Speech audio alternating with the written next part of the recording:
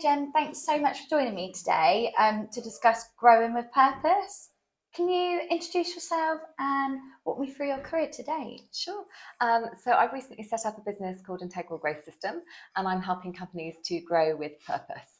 So the sorts of companies I'm working with are scaling up, pivoting, looking to exit, and they're really committed to growing and they want to get it right. So I'm helping them to do that in a really intentional way. And I'm also working with companies that are very purpose-led, and they know that if they can dial up the commercials, they can have that much greater impact. Amazing. That's so interesting.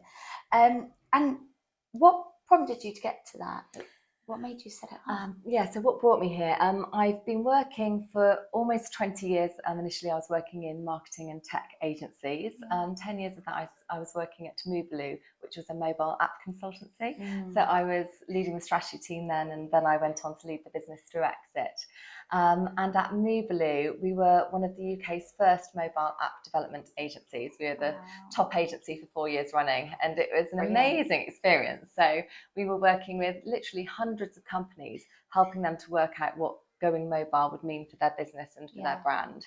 And yes, it was a lot of technology, a lot of marketing, but also very strongly around the experience, both for the audience that were using mobile, but also what it meant for their business. It was pretty transformative around their operations, their culture, actually moving on to this new platform. So we saw what worked, what didn't. While I was at Moobaloo, we grew the company and we exited. We were acquired by a big advertising group, IPG Media Brands. And that was an amazing experience. At the time, we had around 50 people in the team. And we suddenly became part of this absolutely vast organisation. We were one of many, many agencies within the group structure. And it was a real education in shifting what we are there to do, what our market positioning was, and all of our ways of working. So it was an amazing experience. Then I moved on to TekCurious, which is a prop tech. Prop tech means property technology type led business. It's a property platform for international people who are buying overseas, so international buyers. A bit like Rightmove, but for people buying overseas. I was there for 4 years, and in that time, through COVID, we had to completely flip the commercial model. We expanded to 4 new territories, and we also became B Corp. That's a lot to do. It was a lot. At one time. It was a lot. And for me, it was really learning that you can grow, you can be commercially successful and have a positive impact. So it was about we had a phenomenal team, marketing, tech, commercial strategy, but also a really strong belief in our common purpose.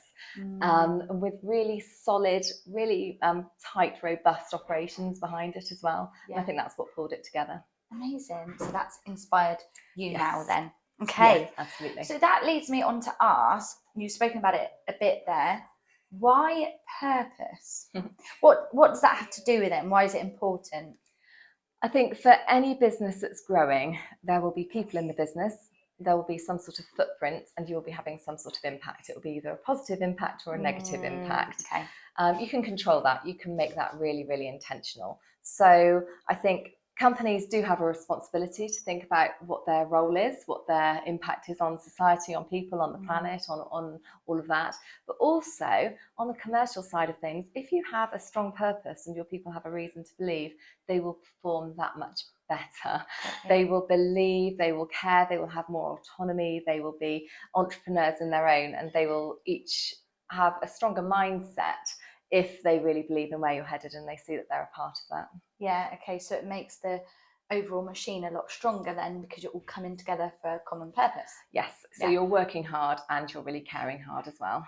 Got you. Okay, so with that in mind, do you have companies that maybe don't understand their purpose, and how do you help them arrive at a purpose or understand it? Yeah, absolutely. So I've worked with a few companies in this space where it's a case of really digging deep to work out why they're here. So sometimes we'll get people in a room, we'll have the big existential conversations around what is it that you're really wanting to achieve? What's your legacy going to be? And that will often be at the founder level. You know, what is it that you really want to impact on? Often the team will be asked about what causes, what things they want to contribute, what impact they might want to have on society, what role the business can play. And that will be at the real purpose level. And behind that, you've got, of course, the vision, which is actually how are you going to make an impact? What is it going to look like? What does growth look like? What do the numbers look like for you to be big enough to actually make a difference? Yeah. So it is about the numbers, and it's about a whole lot alongside the numbers as well. So often this will then inform the targets, which can be filtered through to each person's individual contribution. Yeah. And I think it's a really good exercise to do with the teams involved, because then they really believe in, you know, where you're headed. They've helped to create that vision and that purpose, and they can create their own role within that. Yeah, okay, that makes sense. They really do need to understand the why to perform better, to get better results, basically. Yeah, absolutely. And hit those elusive KPIs or targets. Yeah. Okay, so what is the recipe for success that you will share with clients? Don't expect you to give away all your secrets now, but can you give us some tidbits as to like the process you'll go through with clients or things you might share with them? Yeah, sure. I think one thing I learned from all the different clients I worked with when we were at Moobaloo was just how different every single business is, but how common some of their challenges are. Yeah. So we worked with clients in so many different spaces, so many different sectors, small, large, startups, great big scale-ups. And all of them will have different operational systems, they'll have different ways of working, they'll have very different objectives and be parts of different structures. But the reality is they all have people, they all have numbers to hit, they all have ways of getting together to communicate, and there are some common principles which can be applied in different spaces. And that used to be really fun, seeing how there were common challenges shared across clients in very different spaces. So yeah, I do have kind of a recipe. I call it my 6 principles, and it's really based on my own values, and I think it's bringing that to life and really making them action based. So I've got 6 principles which I think any company should be really proud to maintain if they're going through some sort of growth or change process. And if you really lean into these, if you're really committed to growing, then each of these really deserves to be given some focus and attention.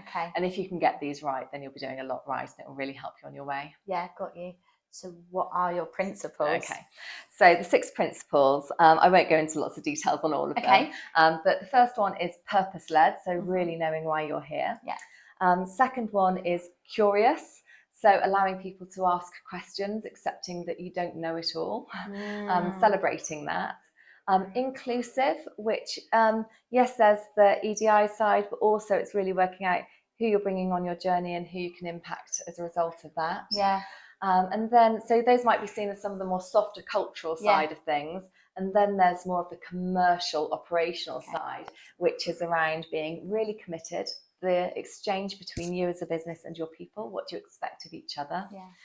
Being action focused. So does everyone know what they're really here to deliver? What are they showing up? What's their contribution? And then also accountable is my 6th one, which is giving people real ownership, giving them permission and freedom and the ability to really own their number and their part of your growth story. Yeah, that makes sense. And I like how you split that there. You mentioned the first 3 being very cultural and then the commercial ones, because those last 3, as you were speaking, I was thinking, okay, it's almost about agreeing that contract between employees and employer, and everyone part of that growth process to say, yes, let's all hold our hands up. We've set out the purpose and the space in which we want to, perform this growth, but now we need to follow through. We need to start taking action. And absolutely, it's setting people up to succeed.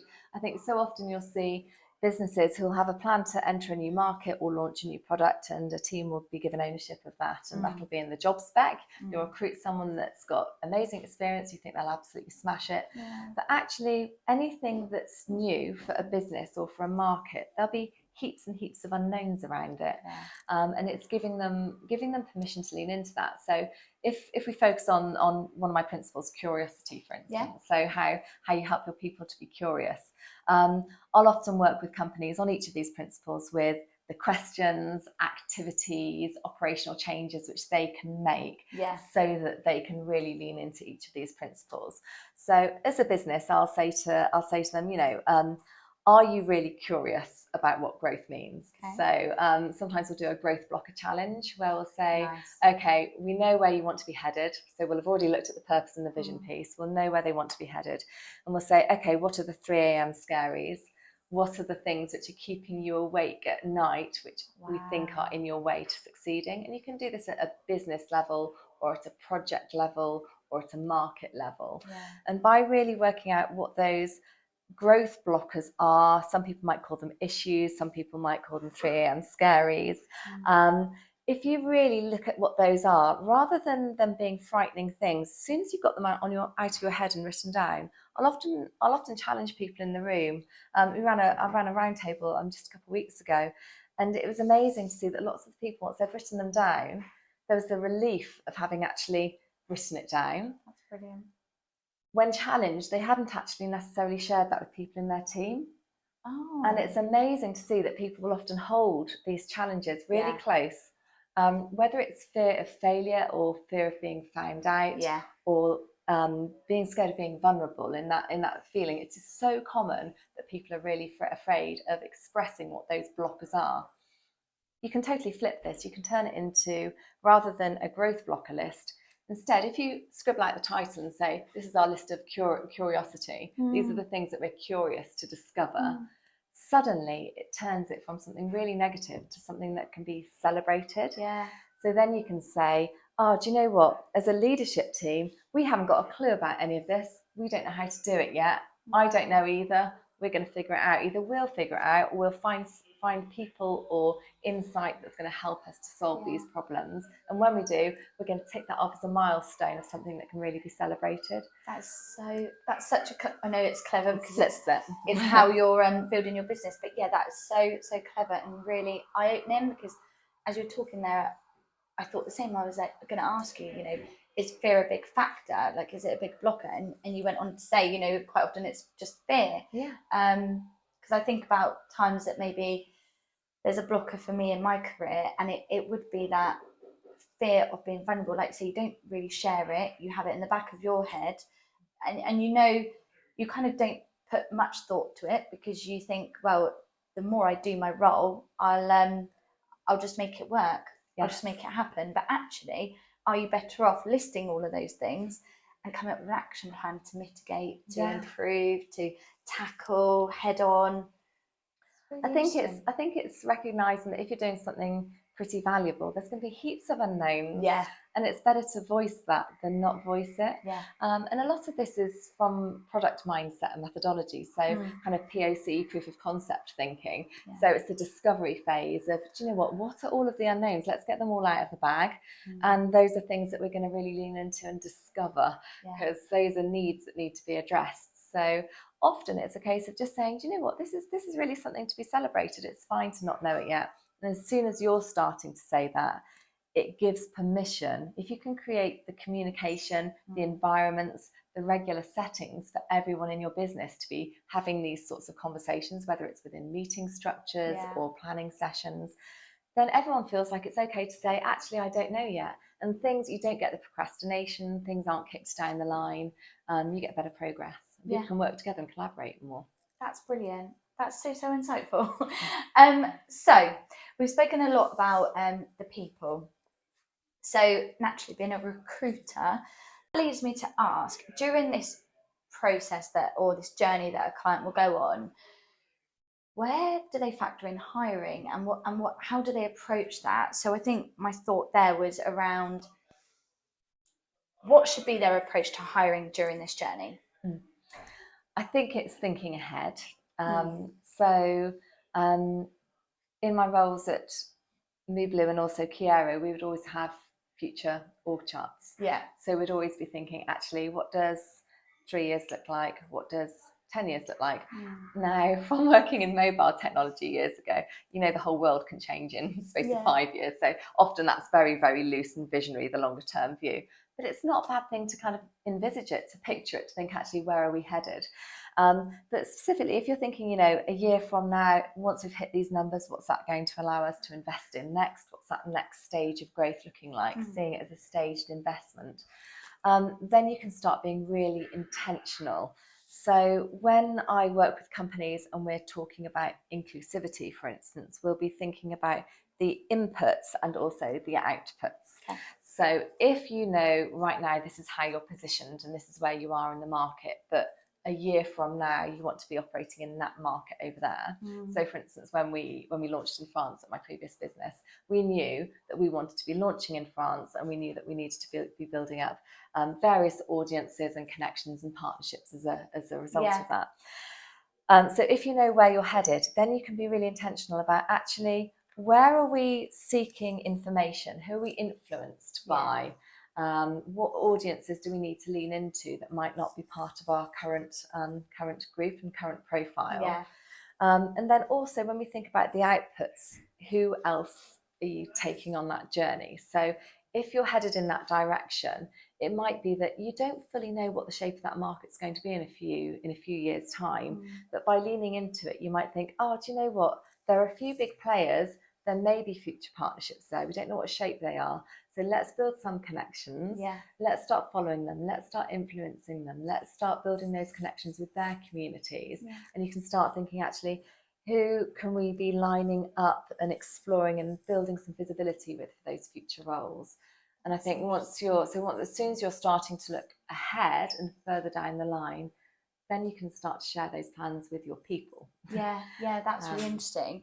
So you're almost saying that you're building, you're trying to scope out like an attractive employer brand for future talent almost. So like you say, you're moving into a new market, or you're stepping into that growth almost before you get there. So you're living and breathing it before you get there, and you're mapping out the audience that you want to attract, and you're doing what you can to kind of reach that future audience. But I guess if we look at it from a talent and hiring point of view, are you saying that you want to embody the type of business that your future talent wants to be part of, but also you want to attract the future talent that you'll need once you're at the point of growth? Absolutely spot on. It's really intentional. So I think it's working with finding a couple of recruiters that are really closely aligned with the sorts of profiles of roles that you might like, and also exploring new markets and new types of skill sets around it that you might not be so familiar with,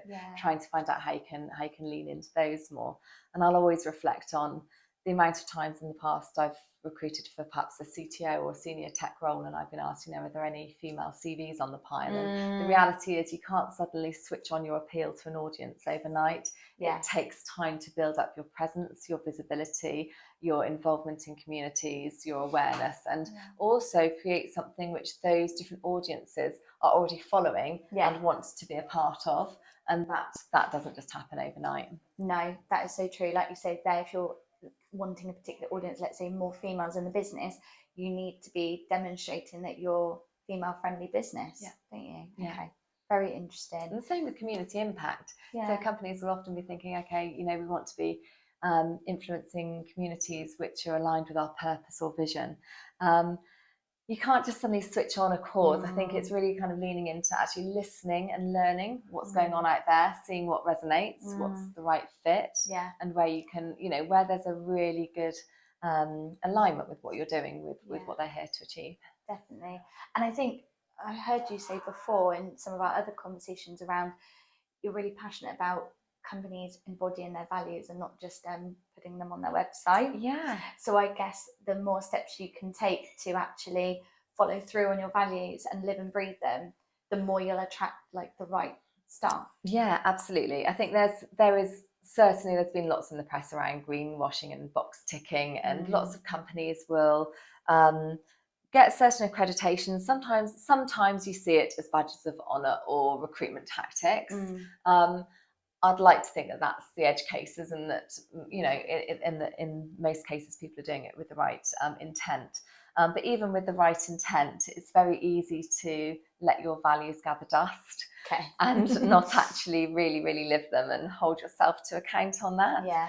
And I think often you'll see that within leadership teams, when there are pressures around numbers and finances, it's very easy to let go of certain principles and to compromise yourself in certain ways.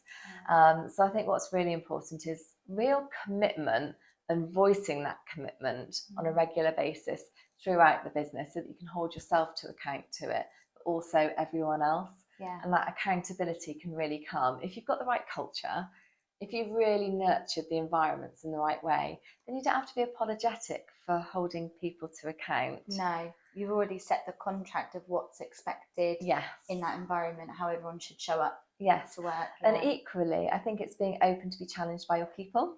Because you're going to get it wrong sometimes yourself, and they will sometimes want to challenge you and hold you to account in what they're here to do and what they believe the company's here to do. Yeah, definitely. Okay, so to close off then, I wanted to ask if there's companies like watching this and thinking, oh, we're about to approach our next phase of growth, or we really feel we'd like to grow in some fashion, we're not sure if we're ready or what that looks like. What are some of the questions they can ask themselves? Good question. I think if someone's saying that they're on a growth path, a good first question is to say, are you really committed to doing this? You'd think they'd know, but I thought, if you've got tips to kind of steer them. Yeah, absolutely. And it really does vary sometimes on the ownership structure is sometimes the situation, because often you'll have external investors or owners that put a target on the team, and then the team has to deliver that number, and they'll do that with the best of their intent. But do you know what? They'll be okay one way or another. So the commitment can be a little bit wavering there. Often, if you've got owner-managed businesses, or where there's a real investment in the purpose and what that number means to those individuals as well, then you get a little bit more commitment as well. But I'll typically say to companies, okay, so yes, you're committed. I hear that you're really committed. What are you doing in an intentional way? What actions are you taking to really drive that commitment through your business? How are you making that a reality within your business? And how are you turning your intent into real impact? Yeah, absolutely. Well, thank you so much for joining me today. I think we explored that in great detail. What I'll do at the end of this is share your details, so that anyone that's listened that really wants to have a more in-depth conversation with you about some of the great stuff you touched on, and they can get in touch. Thank you. Thank you so much. Thank you so